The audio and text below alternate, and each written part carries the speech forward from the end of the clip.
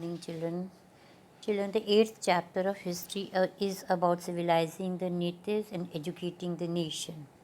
Now, civilizing the natives. Who are the natives? The natives are the local inhabitants, and over here, the natives are the Indians. Educating the nation.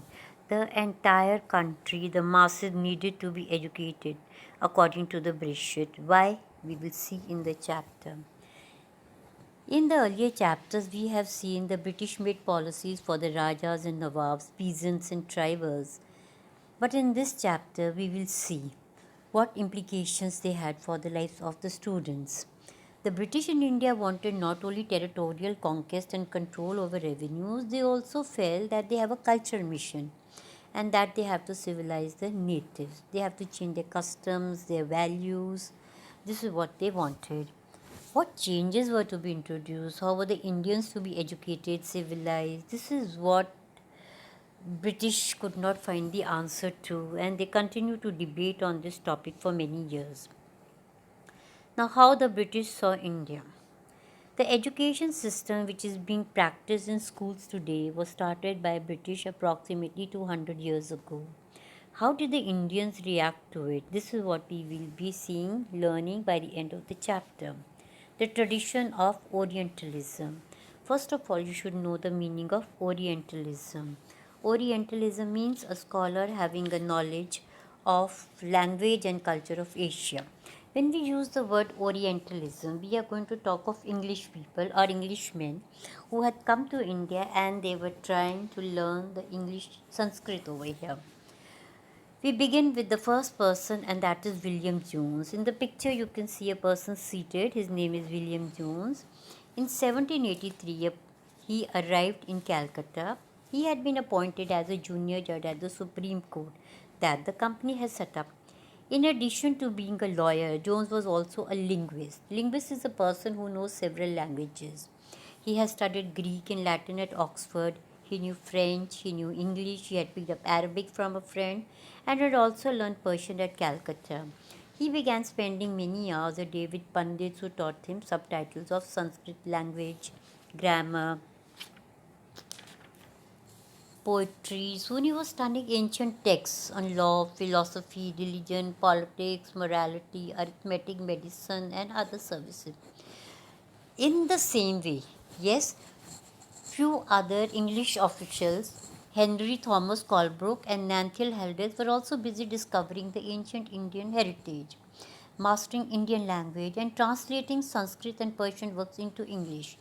Together, three of them set up Asiatic Society of Bengal. They even started with a journal and it was known as Asiatic Researches.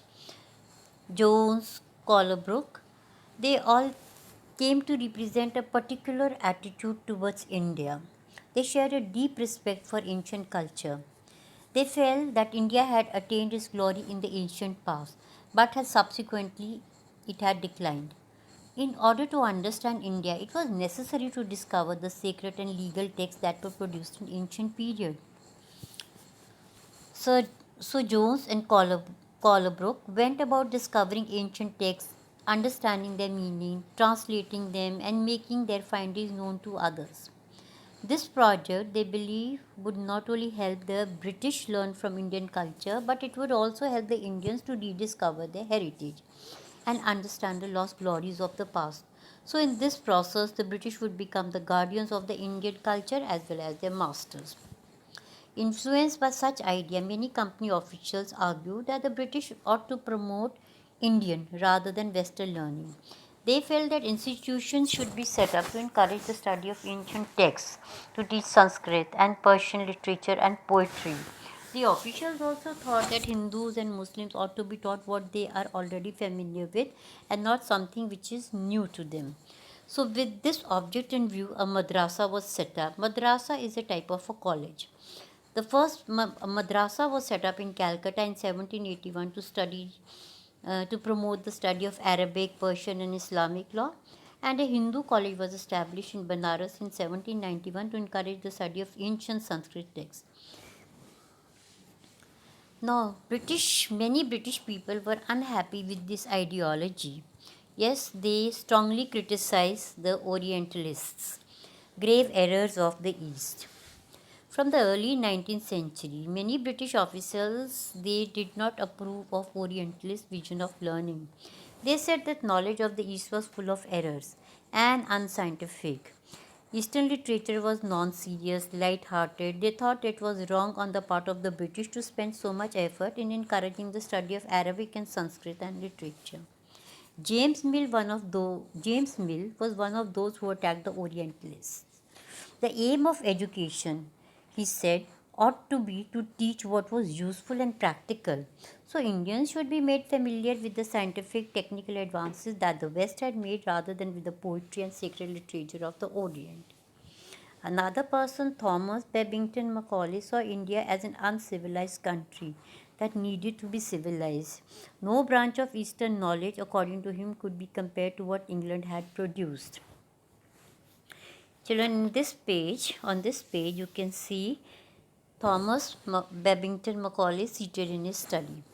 A single shelf of good European library was worth the whole native literature of India and Arabic.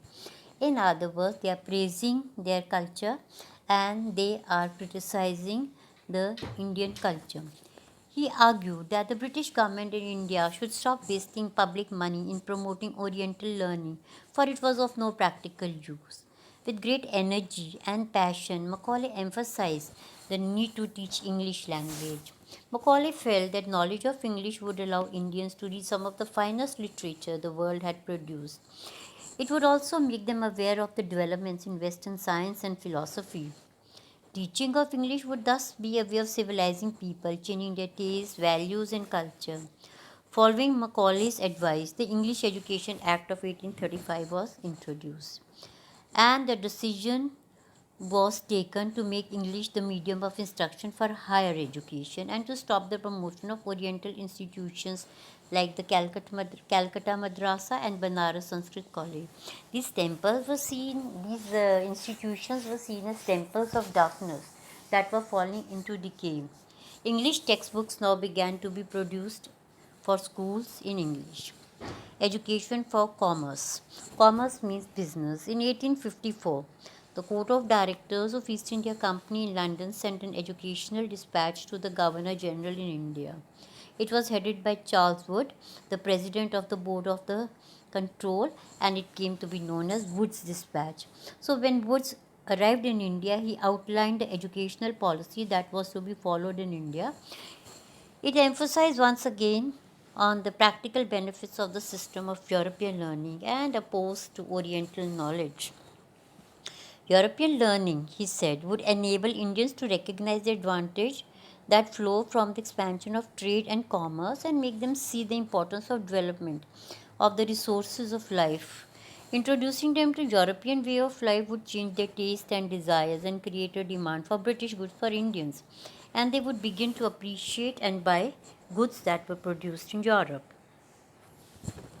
Wood's dispatch also argued that European learning would improve the moral character of Indians. It would make them fruitful, honest, and it would supply the company with civil servants who could be trusted and depended upon. The literature of the East was not only full of errors, it could also not instill in the people a sense of duty, commitment to work, nor could it develop the skills required for administration. Following the instructions of Wood's dispatch, several measures were introduced by the British. First, education departments of the government were set up to extend control to matters regarding education. Second, steps were taken to establish a system of university education. In 1857, while the sepoys rose in revolt in Meerut and Delhi, universities were being established in Calcutta, Madras, and Bombay. Attempts were also being made to bring about changes within the system of school.